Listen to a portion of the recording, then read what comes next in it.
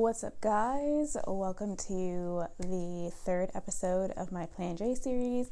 This video is a quicker one. It is a vlog that I made after, I believe, my first or second day of doing my inpatient shadowing rotation.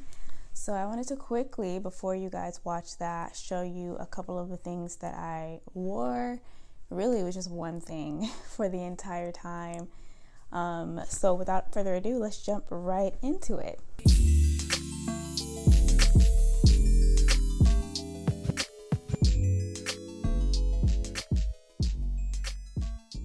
Okay, so when it comes to shadowing, typically the rule of thumb is just wear something business casual and you'll be fine. Or you can dress the way the people at the setting that you're at are dressed. For example, I also did a sports medicine shadowing rotation, and they were pretty much wearing either athletic wear or like khaki pants, polo t-shirt, tennis shoes, that type of vibe. For inpatient acute care, I'm obviously in a hospital, so they were wearing scrubs, and even though I didn't have to wear scrubs, I wanted to wear scrubs because when you are aspiring to be in healthcare, that's one of the most exciting parts of your journey is getting to put on the uniform. So I went to Walmart because Walmart sells scrubs, if you didn't know, and I didn't have a job when I was doing this, so I was on a budget, okay? So I bought one pair of scrubs. I got a pair of black bottoms and a black scrub top, and I wore this every day when I was shadowing. This brand is called Scrub Star. I love this. It was super comfortable, and I recommend that when you're buying these from Walmart or honestly any place, that you try them on if you can, because sometimes the colors vary in how well they fit. For example, I think I tried on a purple pair also. The purple pair was a baggier fit than the black pair, so I would have had to pick different sizes depending on what color I bought. So sometimes it's just little things like that you should keep in mind. I would wear either a black undersleeve or a white undersleeve or a long sleeve underneath, and that worked. I would come home, wash my scrubs, and then the next morning put them back on. Yes, it was a lot of washing, but it was a month. It wasn't too bad. I did 4 hours a day, Monday through Friday, 8 to 12. That was how I chose to get my 40 hours, and I did it that way because I wanted to spend as much time with them as possible. So what ended up happening actually though is I shadowed 2 different physical therapists. So I decided to get 40 hours with each physical therapist. So I had 80 hours total with inpatient acute care shadowing.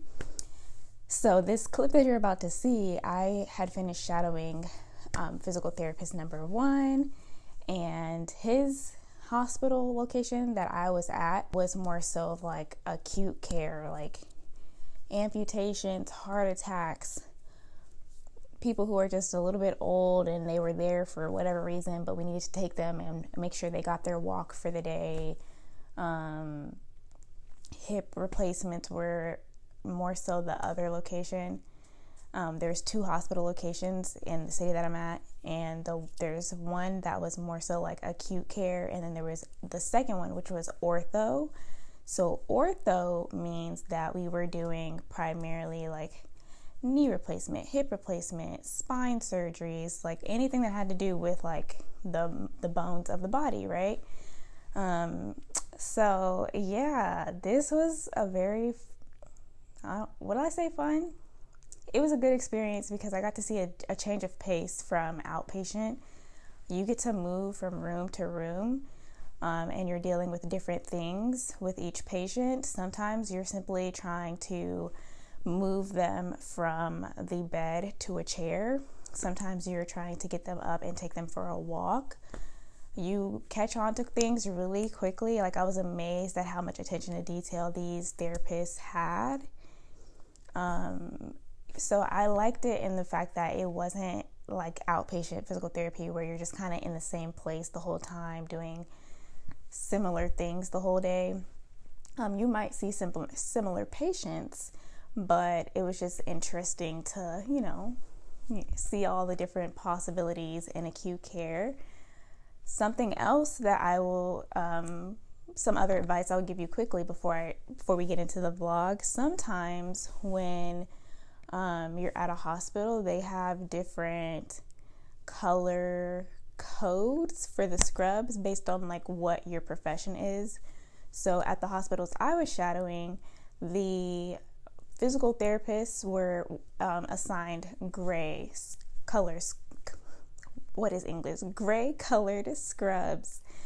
The nurses, I believe they wore navy blue, and then the care technicians wore black. And so I just kind of looked like one of the care technicians, but I was a student. I had a badge that I wore. Sometimes they'll give you a sticker, sometimes they'll give you a badge, just depends on the location. But yeah, I talked a lot about how to get inpatient opportunities in my last 2 videos, episode 1 and 2.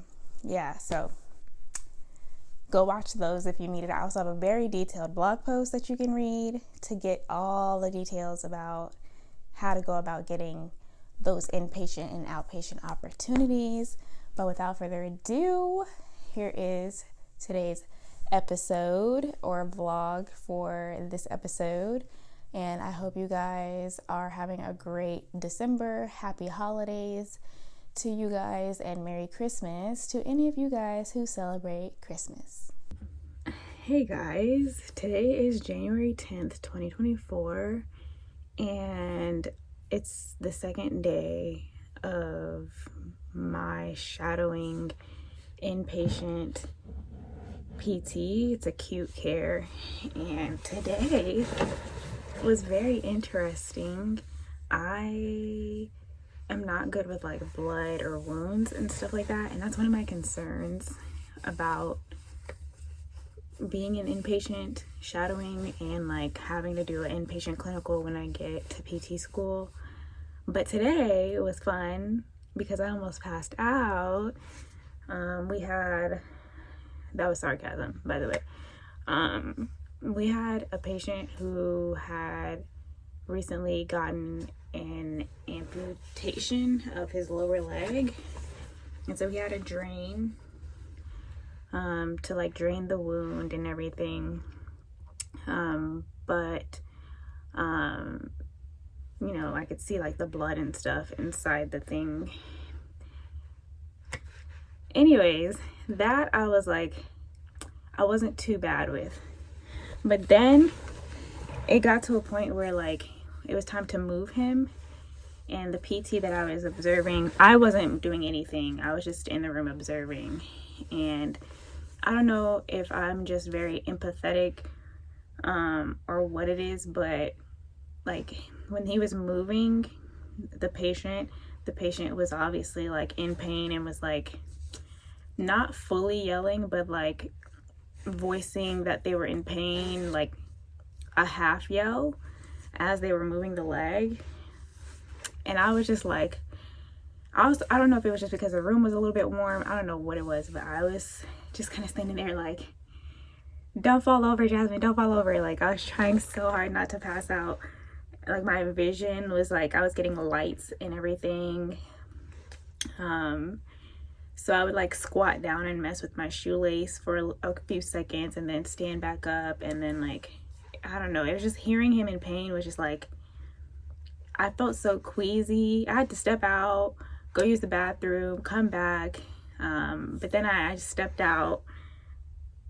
So the first time I stepped out, I had to go use the bathroom, but I still felt like I was going to pass out, which is why I left to use the bathroom to like take a quick break. And then I came back, and then I had to step out again. So I stepped out for maybe like almost 10 minutes, stepped back into the room because I wanted to be a good sport and like tough it out.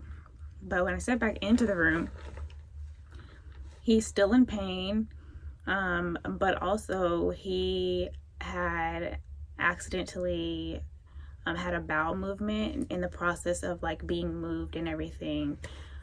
So it smelled, obviously, because he had a bowel movement. So they were just waiting for someone to come help clean him. So the PT who was there was gonna have to like help him up and like clean him up.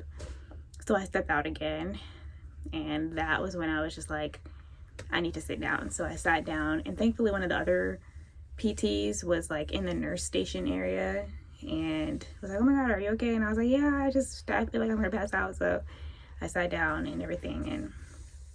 And while I was standing in the hallway, the doctor who was actually treating that patient, he saw me. He was like, hey, are you okay? And I was like, yeah.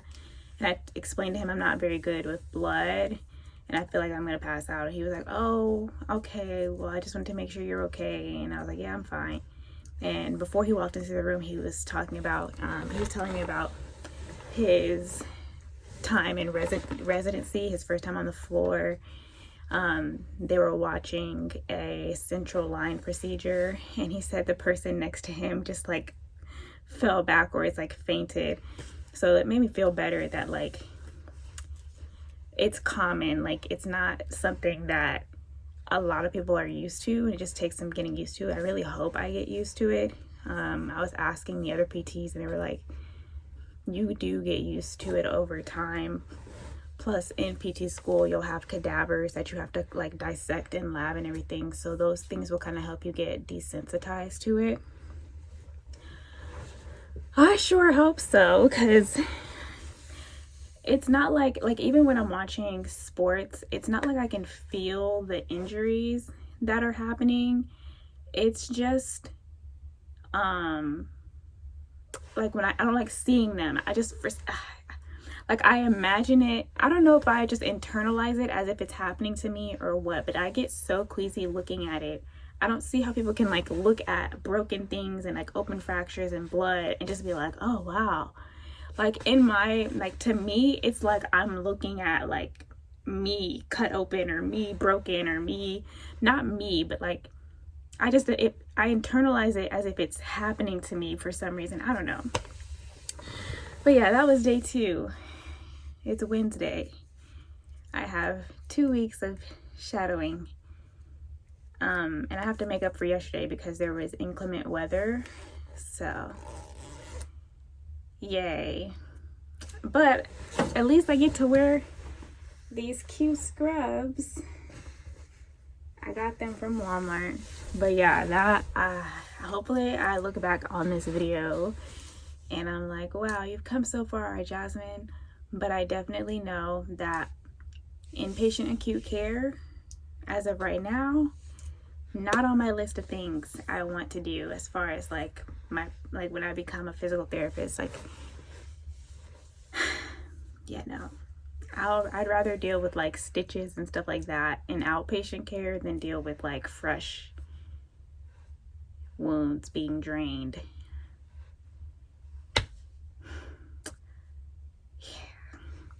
So yeah, that's my quick little update. Hopefully, yeah, this journey will be worth it.